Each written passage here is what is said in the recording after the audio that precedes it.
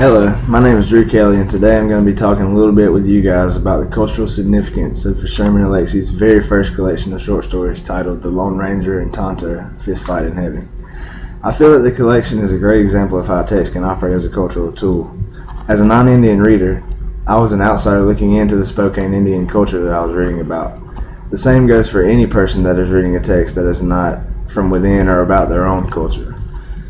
That person isn't going to know whether the culture they are reading about is being correctly portrayed or not. Whatever's in that text is going to be the automatic conclusion to the reader on how that culture is. That isn't the case here with Mr. Alexie's collection. He himself is a Spokane Indian, so that makes him a very credible source of information, considering the whole collection is about the Spokane Reservation that he grew up on. In the introduction of this collection, Alexie confirms that this was pretty much his autobiography. Most of the events found inside the stories actually happened. Now, maybe not in the dramatic fashion that he put them in, but they did happen. He is extremely blunt when he describes all the stories, but also reassures his readers that what he is saying is how life on the reservation actually was for him. Now, with that being said, I would not say the status quo of the Spokane tribe is being challenged at all here. I think that it is described accurately because the author himself was a part of the tribe and tells us from the get-go that these scenes were really scenes that he personally witnessed and experienced. In this collection, Sherman Alexie uses the character Victor as sort of a vehicle leading the reader through life on the reservation. Victor experiences firsthand all the social problems that plague the reservation, such as alcoholism and negative relationships with white people.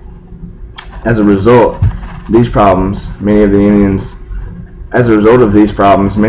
aspire to move off of the reservation, but life in the outside world proves that it can be even harder for them. Most of the urban Indians that Alexie portrays are eventually worn down by lives of marginalization and loneliness. Forgive me for cursing, but Jimmy Shitpants, who's actually a real character, and Samuel Builds a Fire are two examples of urban Indians that face the problems of the outside. This difference in worlds is best shown in the story Distances, when the urban Indians are weakened by the apocalypse that kills all white people.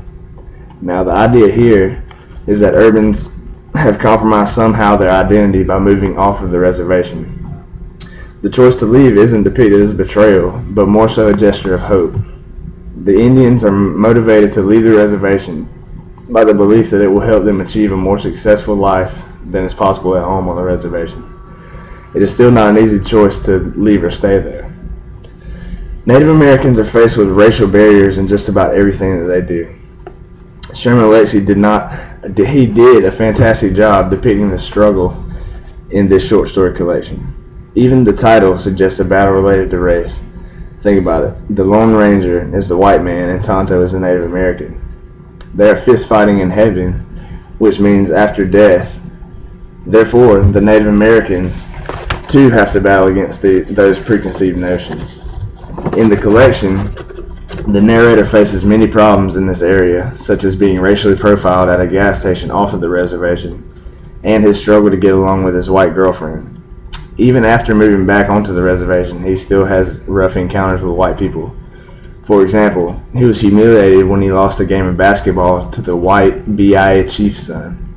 That made him realize that he needed to give up on basketball and go get a job, which totally changed his life at the time.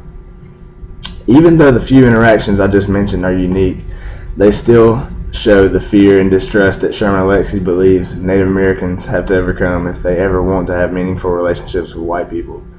In conclusion, I believe that the values and beliefs of this Indian tribe are preserved in this collection. Thanks a lot for watching.